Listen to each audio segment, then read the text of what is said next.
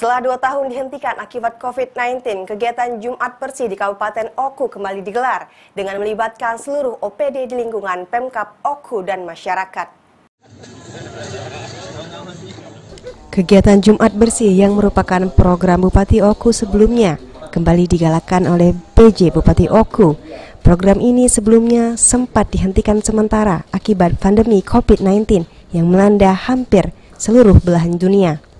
PJ Bupati Oku, Teddy Miliwansyah mengungkapkan program Jumat Bersih melibatkan sejumlah unsur baik OPD maupun masyarakat. Kegiatan ini terus dilakukan apalagi persoalan sampah saat menjadi salah satu penyebab banjir di Kota Batu Raja. Ini kami melakukan melanjutkan sebenarnya program Jumat Bersih yang kemarin sudah pernah digagaskan oleh Bapak Bupati almarhum Haji Kuryana Ajis. Jadi kami hanya melanjutkan saja. Memang kegiatan ini sangat bermanfaat bagi masyarakat dan bagi kita semua. Terutama kita bisa lihat sendiri, kita bisa menjaga lingkungan.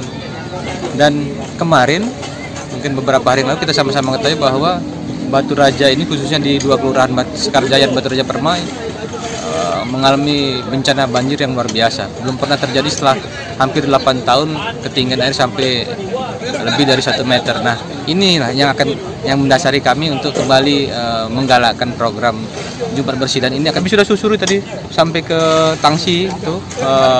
Memang mohon maaf, ini kesadaran masyarakat kita masih sangat rendah tentang jaga kebersihan. Teddy pun menghimbau masyarakat agar tidak membuang sampah ke sungai. Pihaknya akan melakukan edukasi kepada masyarakat melalui camat dan lurah agar kebiasaan membuang sampah sembarangan tidak kembali terjadi. Ari Pranika, PAL TV.